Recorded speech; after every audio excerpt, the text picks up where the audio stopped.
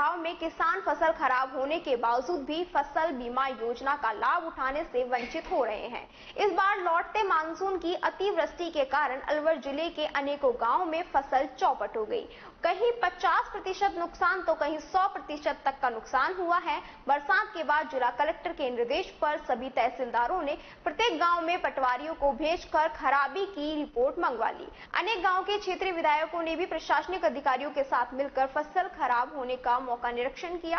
रामगढ़ विधायक साफिया जुबेर ने तहसीलदार धर्मेंद्र करदम के साथ अनेक गांवों का दौरा किया और माना कि किसी गांव में 50% तो किसी गांव में 80 से 100% तक अनेक खेतों में बाजरा, कपास, प्याज की फसल नष्ट हो गई। लेकिन पिछले कुछ वर्षों से सरकार द्वारा फसल बीमा योजना लागू कर नुकसान की भरपाई करना बंद कर दिया गया और किसानों, क्रेडिट कार्ड धारकों का बैंक द्वारा पिछले लगभग 10-12 वर्षों से फसल बीमा का प्रीमियम काटा जाना लगा, जो कि क्षमता से अधिक होने के कारण किसान वहन करने में आपत्ति जताने लगे और प्रीमियम कटौती न करने के लिए अपने बैंक शाखा प्रबंधकों को लिखित रूप से फसल बीमा नहीं भरने के बारे में अनुरोध करने लगे। दूसरा, बीमा कंपनियों के सख्त रूल जैसे फसल खराबी के 72 घंटे के अंदर अंदर बीमा कंपनी को सूचना देना और लिखित फॉर्म भरकर अवगत कराना, जो कि ग्रामीण क्षेत्र के किसानों के लिए जागरूकता के अभाव और कम पढ़े लिखे होने के कारण संभव नहीं हो पाया। हालांकि रामगढ़ क्षेत्र में तहसीलदार धीरेन्द्र करदम, नायब तहसीलदार रमेश वर्मा,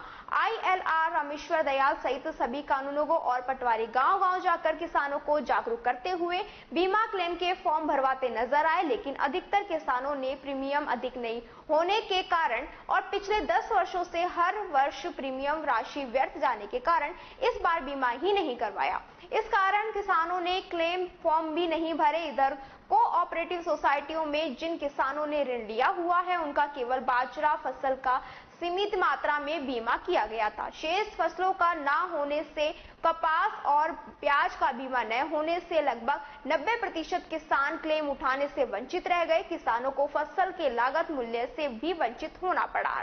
किसानों का कहना है कि कोई भी उद्योगपति या बड़ी कंपनी कर्ज में डूबती है तो सरकार उसे करोड़ों रुपए की छूट और राहत प्रदान करती है, लेकिन किसानों को अपने हाल पर जीने के लिए छोड़ रखा है। जबकि सरकार को चाहिए कि फसल खराब से पीड़ित किसानों को राहत प्रदान करे और किसान क्रेडिट कार्ड धारकों का बैंक द्वारा पिछले लगभग 10-12 वर्षों से फसल बीमा का प्रीमियम काटा जाना लगा, जो कि क्षमता से अधिक होने के कारण वहन करने में आपत्ति जताने लगे और प्रीमियम कटौती न करने के लिए अपने बैंक शाखा प्रबंधकों को लिखित रूप से फसल बीमा नहीं करने के बारे में अनुरोध करने लगे। दूसरा, बीमा कंपनियों के सख्त रूल जैसे फसल खराब की 72 घंटे के अंदर अंदर बीमा कंपनियों को सूचना देना और लिखित फॉर्म भरकर अवगत कराना।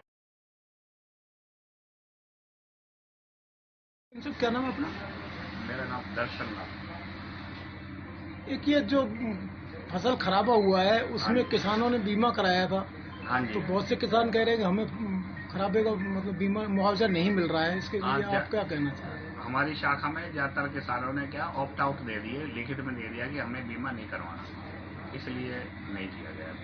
उसका कारण क्या था? प्रीमियम ज्यादा था किसानों के लिए? नहीं, प्रीमियम भी हर 6 महीने में प्रीमियम जाता है, पर 10-15 साल से किसान कह रहे हैं हमारा हर साल कटता है बीमा और आज तक कभी कोई पैसा नहीं मिला, इसलिए उन्होंने लिखित में दे दिया कि हमारा बीमा न किया जाए। तो बाजरे का बीमा है क्या बीघा के हिसाब से?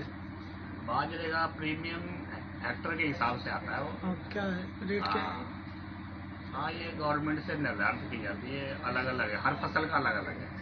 बाजरे का प्रीमियम क्या है हेक्टर के हिसाब से और नरमे का प्रीमियम क्या है हेक्टर के हिसाब से? हाँ, नरमे का हेक्टर के हिसाब से करीबन 1500-1800-2000 के आसपास है बस। हाँ। और बाजरे का? बाजरे का भी हेक्टर के हिसाब से इतना ही है, 1500-1800 रुपये होगा। नरमे का थोड़ा ज्यादा हो सकता है, एग्जैक्ट आइडिया नहीं है मैंने।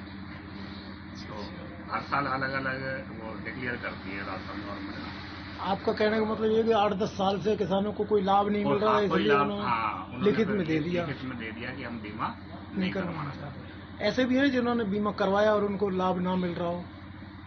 नहीं, ऐसा कोई नहीं है। जिन्होंने बीमा करवाया उनको लाभ मिलता है, पर आज तक कभी लाभ मिला ही नहीं है।